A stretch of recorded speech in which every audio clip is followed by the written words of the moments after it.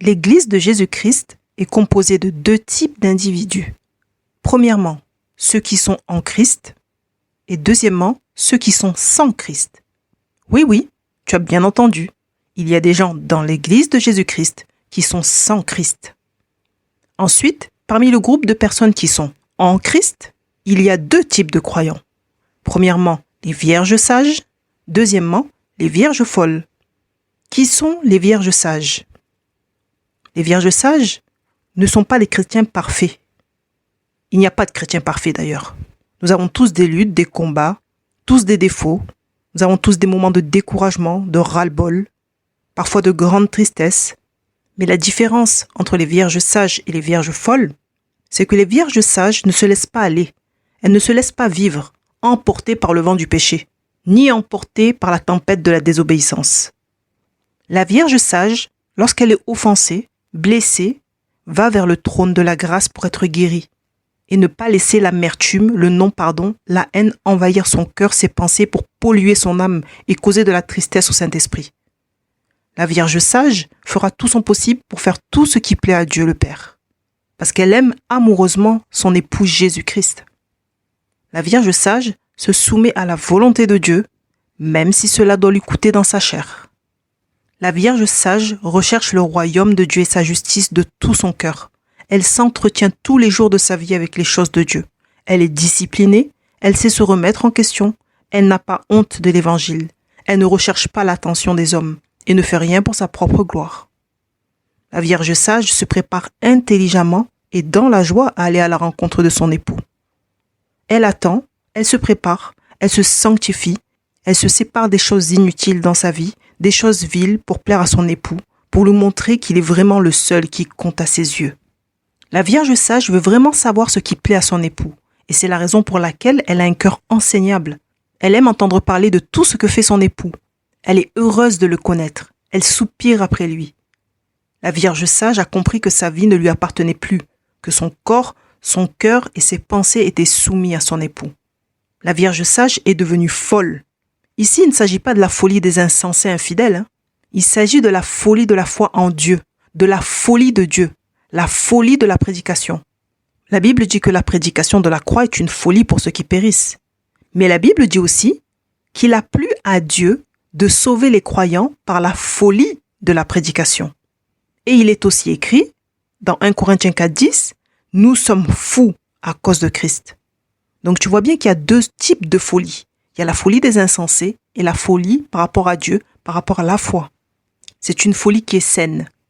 Dans 1 Corinthiens 1, il est dit « Car la folie de Dieu est plus sage que les hommes, et la faiblesse de Dieu est plus forte que les hommes. » Lorsqu'on parle de folie de Dieu, on ne parle pas d'un problème psychiatrique. Tu penses bien.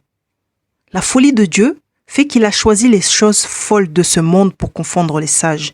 Il a choisi les choses faibles du monde pour confondre les fortes. Il a choisi les choses viles du monde et celles qu'on méprise, afin que nulle chair ne se glorifie devant Dieu. C'est comme ça que Dieu se glorifie.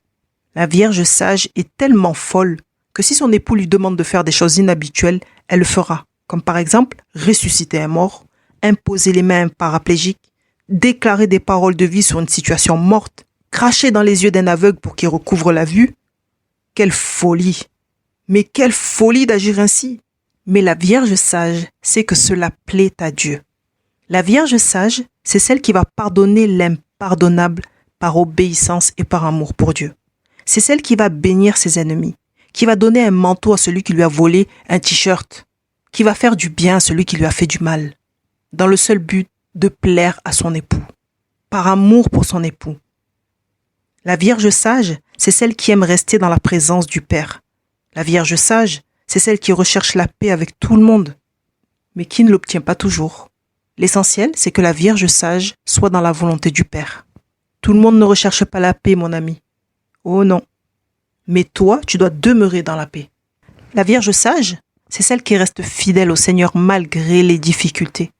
C'est aussi celle qui a tout abandonné, qui a abandonné les choses qui lui tenaient à cœur dans ce monde, qui a sacrifié sa vie, qui a sacrifié de nombreuses choses dans sa vie pour plaire à Jésus-Christ. La Vierge sage, ce n'est pas le chrétien parfait, c'est tout simplement celui qui aime Dieu, qui est obéissant à sa parole et qui persévère jusqu'à la fin. en veillant sur son cœur. Et c'est cette Vierge sage qui entendra la trompette de Dieu le jour de l'enlèvement. Deuxièmement, qui sont les vierges folles? Les vierges folles sont les chrétiens qui négligent Dieu et sa parole. Ce sont ceux qui se laissent vivre tranquillement sans craindre Dieu. Ici, cette folie n'est pas une folie selon le cœur de Dieu, mais c'est une folie qui peut être très dangereuse pour leur éternité. Alors ici, nous allons dresser une liste de vierges folles. Évidemment, c'est une liste non exhaustive. Ici, il faut bien comprendre que les vierges folles sont les croyants qui ne seront pas enlevés à cause de leur infidélité, mais qui auront la possibilité de passer au rattrapage après l'enlèvement de l'épouse, en se convertissant réellement.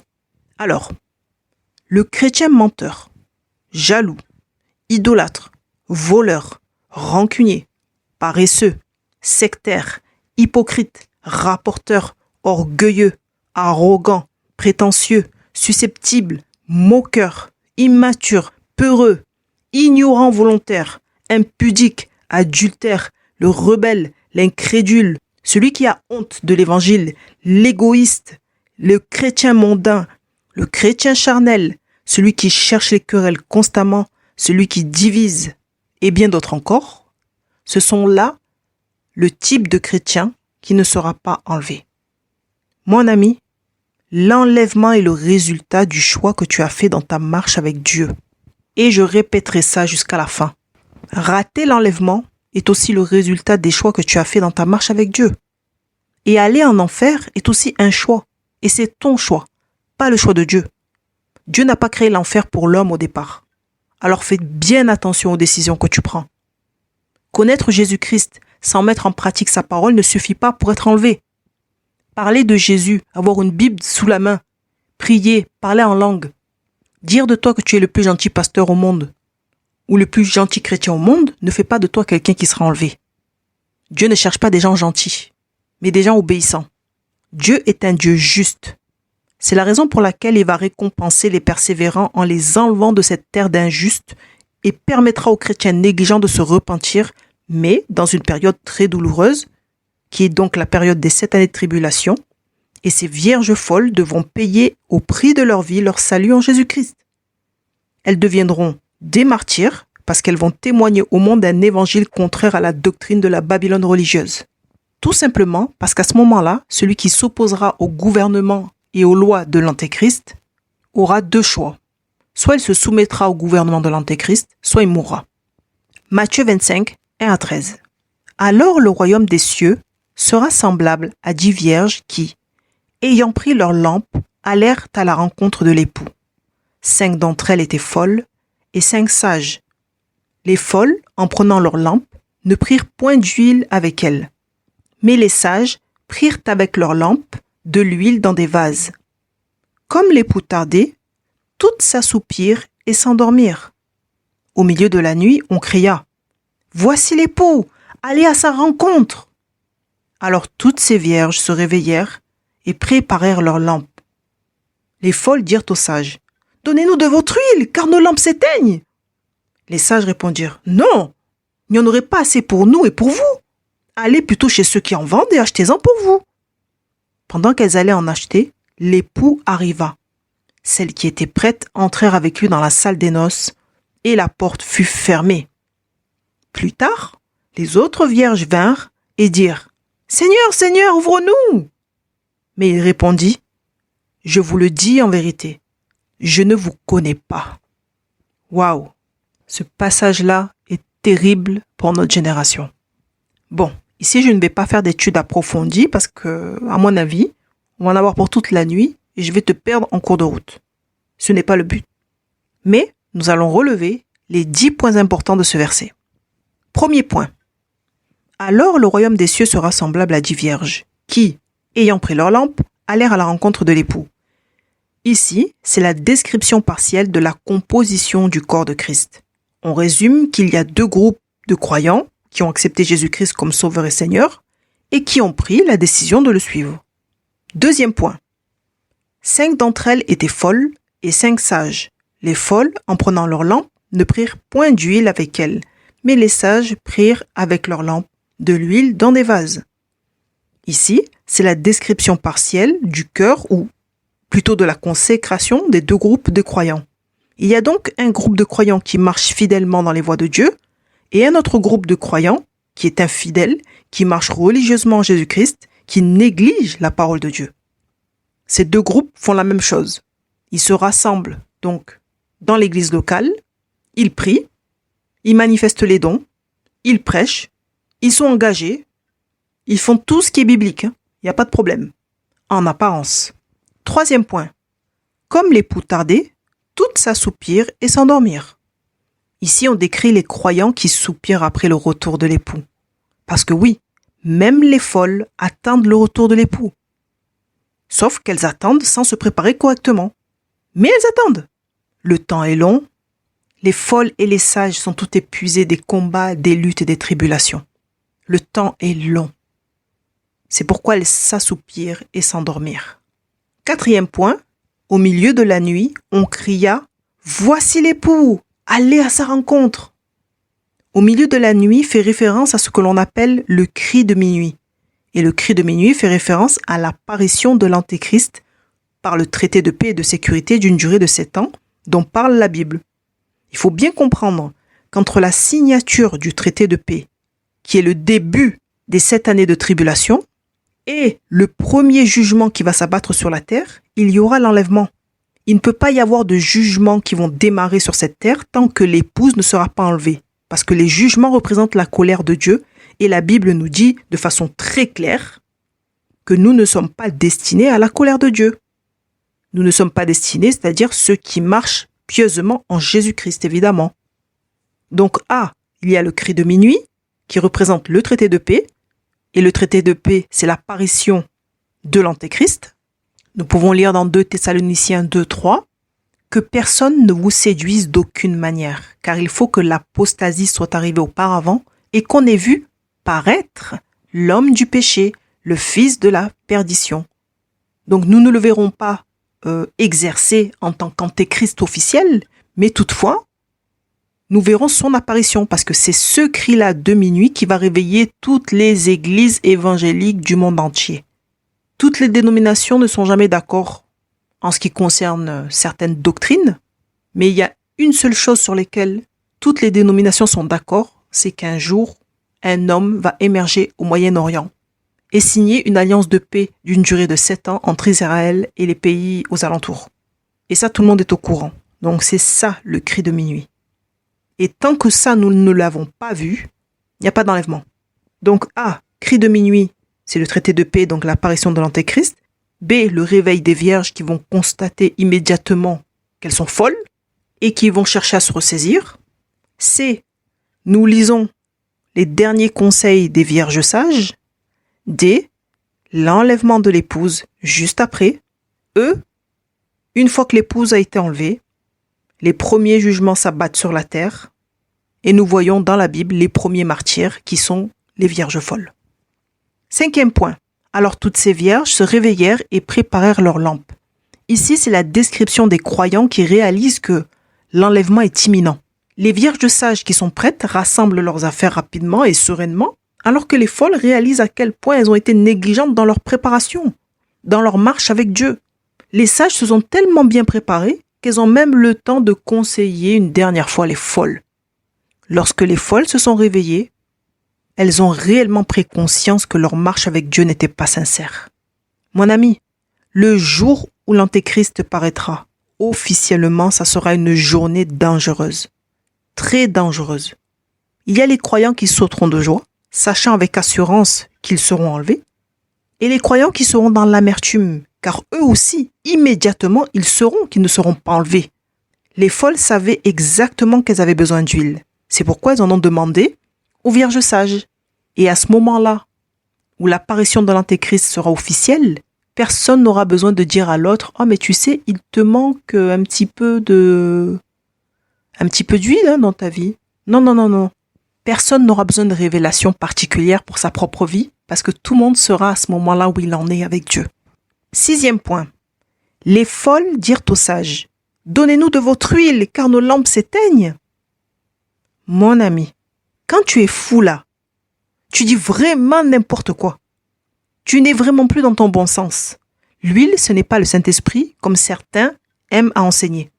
D'ailleurs, le Saint-Esprit ne se partage pas. On le reçoit pleinement. Tu as déjà vu dans la Bible, toi, un verset où c'est écrit « Vous recevrez aujourd'hui le Saint-Esprit, mais un quart. » Ou juste la moitié. L'autre moitié l'année prochaine. Hein? N'importe quoi. Le Saint-Esprit, tu le reçois totalement ou tu le reçois pas du tout. Il n'y a pas de moitié de Saint-Esprit. On ne partage pas le Saint-Esprit. Non. Le Saint-Esprit a toujours été depuis la création et restera encore même pendant les temps de tribulation. La Bible dit que c'est le Saint-Esprit qui convainc de péché. Et la Bible nous apprend que des gens vont se convertir après l'enlèvement. Donc, qui va les convaincre? Tu as déjà réussi à convertir des gens avec la parole, toi? Même si tu fais la plus belle prédication du monde, tu donnes le plus beau message d'évangélisation aux gens, ils ne viennent pas à Christ. Sauf si c'est le Saint-Esprit qui les convainc. Un point, un trait. Même si tu fais les plus grands miracles, tu ressuscites les morts, si c'est pas le Saint-Esprit qui les convainc, ils s'en fichent complètement. Donc ici, l'huile représente ton témoignage, ta consécration, tout ce que tu as donné à Dieu, tout ce que tu as sacrifié. Et ça, tu ne peux pas le partager. Depuis quand tu peux partager avec quelqu'un ta consécration? Donc en réalité, les vierges folles là, ce qu'elles étaient en train de dire dans leur folie, c'est « Donnez-moi de votre témoignage ». Parce que nous n'avons pas bien marché avec Dieu. Nous n'avons pas été sérieuses avec les choses de Dieu. Donnez-nous un petit peu de votre sacrifice, de ce que vous avez vécu. C'est ça que les vierges folles étaient en train de dire. Il faut vraiment avoir une case en moins pour tenir un discours pareil. Là, tu es tellement affolé que tu commences à raconter n'importe quoi. 7e point, c'est pourquoi les sages ont répondu immédiatement « Non, mais il n'y en aurait pas assez pour nous et pour vous. » Les vierges sages ont dit non. Ce n'est pas qu'elles ne voulaient pas donner. Mais c'est juste qu'elle ne pouvait pas donner. On ne peut pas donner son témoignage. On ne peut pas donner tout ce qu'on a sacrifié avec Dieu. Tu ne peux pas le donner à quelqu'un d'autre.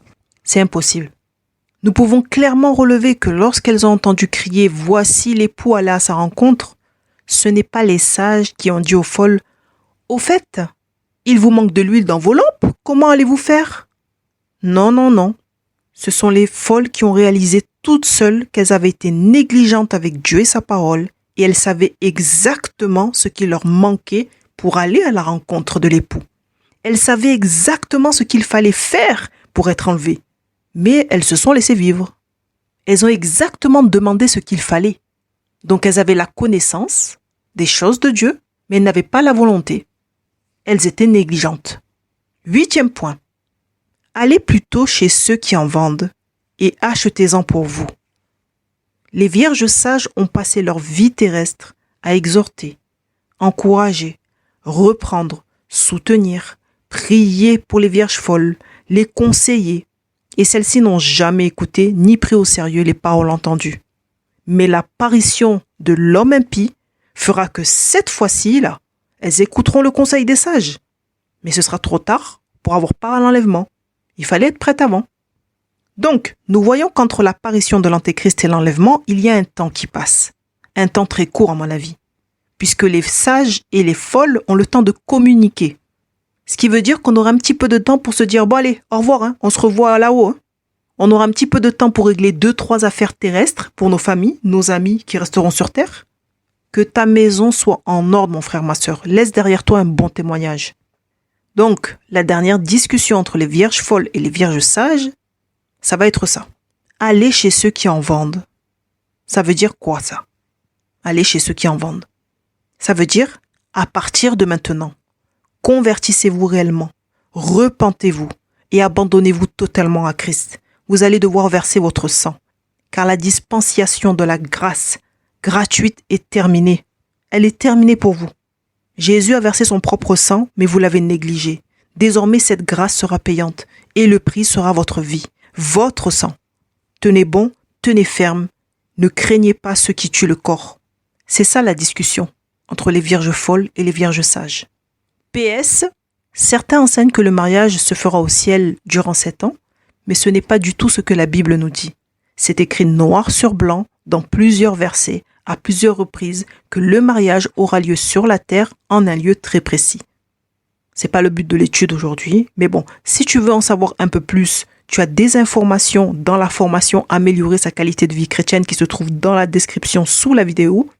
C'est gratuit. Et il est possible que tu apprennes certaines choses qui vont bénir ta vie. Donc, les 7 années de tribulation sont les jugements de Dieu sur terre. Ce n'est pas le temps des festivités. Sinon, Dieu serait injuste. Et surtout, il ne serait pas du tout fidèle à sa parole s'il faisait la fête là-haut pendant que les gens souffrent en bas. Tout simplement parce que Dieu a promis que ceux qui lui appartiennent seraient présents pour le mariage. L'épouse sera là en tant qu'épouse, évidemment, mais les convives, eux aussi ont été invités. Ils ne peuvent pas rater le mariage. Si tu arrives au bout de 7 ans, tu as raté tout le mariage, puisque certains prêchent que le mariage sera là-haut pendant 7 ans. Les convives doivent être là. Dieu les a prévus au repas, Dieu les a prévus à la fête, Dieu les a prévus au mariage. La totalité des convives sera présente à la fin des 7 années de tribulation. Et ça, tu peux le lire dans la Bible. 9e point. Pendant qu'elles allaient en acheter, l'époux arriva. Celles qui étaient prêtes entrèrent avec lui dans la salle des noces et la porte fut fermée. C'est un passage très terrible, mon ami. Terrible!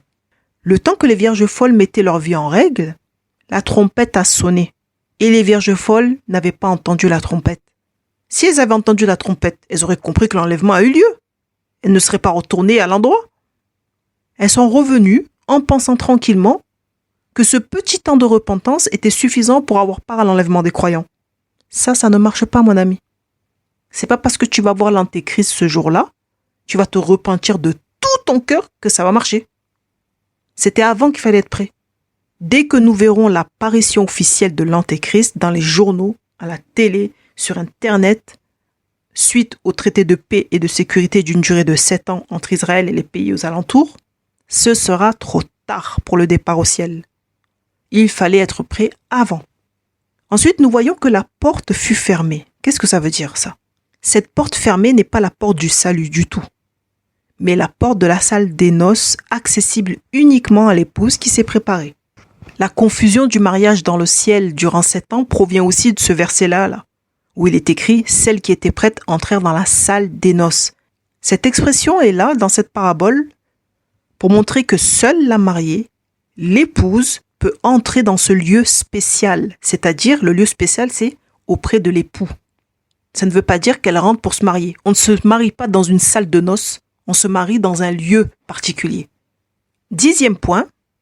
Plus tard, les autres vierges vinrent et dirent « Seigneur, Seigneur, ouvre-nous » Mais il répondit « Je vous le dis en vérité, je ne vous connais pas. » Quelle réponse terrible, mon ami. Oh là là, que c'est terrible. L'époux leur dit « Je ne vous connais pas », ce qui veut dire « Nous n'avons aucune intimité ensemble. » On n'a jamais discuté, vous et moi, sérieusement. On ne se connaît pas. Vous ne m'avez jamais recherché. Vous vous êtes moqué de ma parole. Vous avez voulu vivre comme vous le vouliez. On ne se connaît pas. Et lorsque Jésus dit « Je ne vous connais pas », c'est différent du verset où Jésus dit « Je ne vous ai jamais connu. Retirez-vous de moi, vous qui commettez l'iniquité. » Ça, c'est encore pire que pire. Quand Jésus dit cette phrase, là, tu es foutu, mon ami. Mais quand Jésus dit « Je ne vous connais pas », tu as encore la possibilité de faire connaissance avec lui. Déjà, premièrement, tu n'as pas envie que Jésus te dise « Je ne te connais pas ». Et tu as encore moins envie que Jésus te dise « Je ne t'ai jamais connu ». Pour finir, il y a une dernière catégorie de chrétiens qui ne sera ni enlevée ni sauvée. Il s'agit de ceux qui œuvrent dans l'Église sans Christ. Là, c'est un autre niveau. Ce sont ceux-là qui diront « Seigneur, Seigneur, n'avons-nous pas prophétisé par ton nom? N'avons-nous pas chassé des démons par ton nom? Et n'avons-nous pas fait beaucoup de miracles par ton nom ?» Ce sont les gens les plus dangereux dans l'Église. Ils font toutes ces choses sans Dieu, mais en utilisant le nom de Dieu, en utilisant la Bible et un contexte religieux, c'est-à-dire une assemblée. Jude verset 4 nous dit « Car il s'est glissé parmi vous certains hommes dont la condamnation est écrite depuis longtemps, des impies qui changent la grâce de notre Dieu en dissolution et qui renient notre seul Maître et Seigneur Jésus-Christ. » Quand tu renies Jésus, c'est que tu es sans lui. Jude 16, ce sont des gens qui murmurent, qui se plaignent de leur sort, qui marchent selon leur convoitise, qui ont à la bouche des paroles hautaines, qui admirent les personnes par motif d'intérêt. Mon ami, ce n'est pas tous ceux qui disent « Seigneur, Seigneur » qui sont des élus. Ce n'est pas tous ceux qui disent « Seigneur, Seigneur » que nous devons appeler frères et sœurs. C'est pourquoi Dieu a envoyé le Saint-Esprit Et ce Saint-Esprit nous permet d'avoir du discernement, le renouvellement de l'intelligence et de pouvoir discerner ce qui vient de Dieu et ce qui ne vient pas de Dieu. La question est celle-ci. Es-tu une vierge folle ou une vierge sage? C'était la sœur Charlène, diaconose de l'Église de Jésus-Christ, ici même pour servir mes frères et sœurs en Jésus-Christ. Que Dieu te bénisse abondamment.